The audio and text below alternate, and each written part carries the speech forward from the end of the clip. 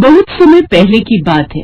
किसी नगर में एक भद्र देश के राजा थे और उनका नाम अश्वपति था। उनकी काफी समय से कोई संतान नहीं हुई थी, जिससे वो दोनों पति पत्नी बहुत चिंतित रहते थे। फिर एक दिन अश्वपति की पत्नी देविका अपने मायके जाती है तो देविका की माँ कहती है, पुत्री देविका, इतने वर्ष हो गए तुम्हारी शादी को, किंतु अभी तक तुम्हें कोई संतान नहीं हुई। देविका बेटी, पास में ही एक जंगल है, उनके अंदर वृक्ष के नीचे ऋषि मुनि बैठे होते हैं। तुम जाकर एक बार उनसे मिलो। हमारे नगर की एक औरत को 10 साल तक कोई संतान प्राप्त नहीं हुई थी, परंतु उनके बताए उपाय ने उसको संतान की प्राप्ति कराई। देविका अपनी माँ की बातें सुनकर जंगल की उस ओर जाती है और वहाँ उसे वृक्ष के नीचे ऋषि मुनि बैठे हुए मिलते हैं। महाराज, आज मैं अपनी संतान की भीख मांगने आई हूँ। कई वर्ष हो गए, किंतु मैंने अभी तक किसी संतान को जन्म नहीं दिया।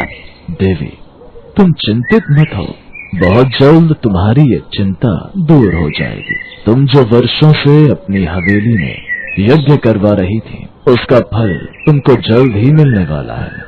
बस तुम यज्ञ को अपने सच्चे भाव के साथ करती जाओ। ये बात सुनकर देविका बड़ी खुश होती है और वो अपने ससुराल आकर राजा अश्वपति को बताती है और वो दोनों सच्चे दिल और भाव से यज्ञ करते हैं और यज्ञ आहुतियां देते हैं। पिछले 18 वर्षों से उनकी ये प्रक्रिया चली आ रही थी। आज वो समाप्त होने वाली थी और 18 वर्षों के बाद उन पर इस यज्ञ की कृपा हुई। देविका कुछ समय बाद माँ बन गई। उनके घर पर एक सुंदर सी कन्या ने जन्म लिया। स्वामी, हमारी संतान की इच्छा आज पूरी हुई है। तभी राजा अश्वपति ने देविका से कहा, हम बहुत प्रसन्न हैं स्वामी। आज से ही मैं अपनी पुत्री का नाम सावित्री रखूंगा। राजा अश्वपति के द्वारा उसकी पुत्री का नाम सावित्री रखा गया और धीरे धीरे सावित्री समय के साथ बड़ी हो गई थी, साथ में रूपवान भी हो गई।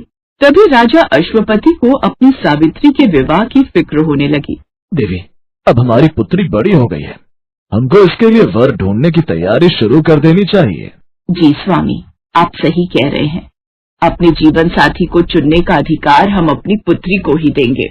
देविका की बात मानकर राजा अश्वपति अपनी पुत्री सावित्री से कहते हैं, पुत्री, अब तुम्हारी विवाह की उम्र हो गई है। मैं और महारानी चाहते हैं कि तुम अपने लिए स्वयं योग्य वर की तलाश करो। जी पिताजी।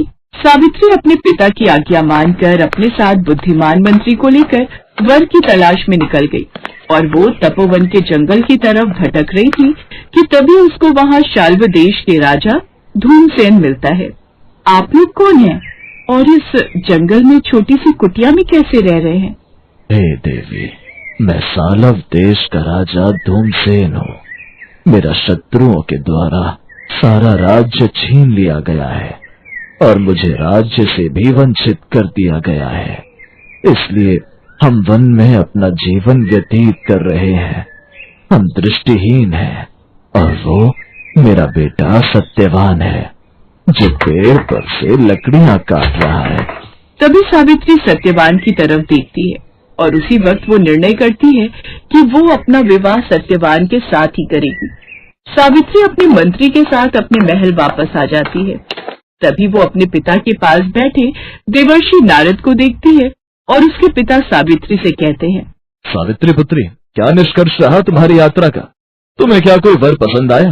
जी पिताजी, मैंने शाल्व देश के राजकुमार सत्यवान को अपने पति के रूप में स्वीकार कर लिया है। ये बात सुनकर देवर्षि नारद के कान खड़े हो जाते हैं। फिर वो राजा अश्वपति को सारी बात बताते हैं। हे राजन, ये आप क्या कर रहे हैं? सत्यवान धर्मात्मा है, बलवान भी है और गुणवान भी, परंतु वो अल्प आयु है और उनकी आयु बहुत कम है। 1 वर्ष बाद ही उनकी मृत्यु हो जाएगी। इसलिए आप अपनी पुत्री को समझाइए कि वो किसी और वर की तलाश करें।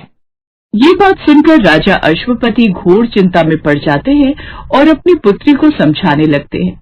पुत्री, तुमने जिस वर को विवाह के रूप में चुना है वो अल्प आयु है, उसका ज्यादा जीवन नहीं है।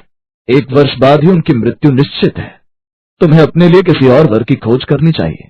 वो तुम्हारे योग्य नहीं। हम नहीं चाहते हमारी पुत्री विधवा हो जाए। ये बात सुनकर सावित्री अपने पिता अश्वपति से कहती है, पिताजी, आर्य कन्याएं अपने पति का एक ही बार वरण करती हैं और राजा भी एक ही बार आज्ञा देता है और पंडित भी एक ही बार प्रतिज्ञा करते हैं और कन्यादान भी एक ही बार किया जाता है। पिताजी, मैं सत्यवान से ही विवाह करूंगी। राजा अश्वपति के लाख समझाने पर भी सावित्री नहीं मानती और राजा अश्वपति सावित्री का विवाह सत्यवान के साथ पूरे विधि विधान के साथ कर देते हैं। सावित्री अपने पिता का राजपाट छोड़कर सत्यवान के साथ वन में अपने ससुराल आ जाती है। धीरे धीरे वो दिन भी अब करीब आने लगा था और सावित्री को सत्यवान की मृत्यु का डर सताने लगा। हे प्रभु, मेरे पति की मृत्यु का दिन अब करीब आता जा रहा है। मैं अपने पति को अब एक क्षण अकेला नहीं छोड़ सकती हूँ। तभी तेज आंधी तूफान आना शुरू हो जाता है।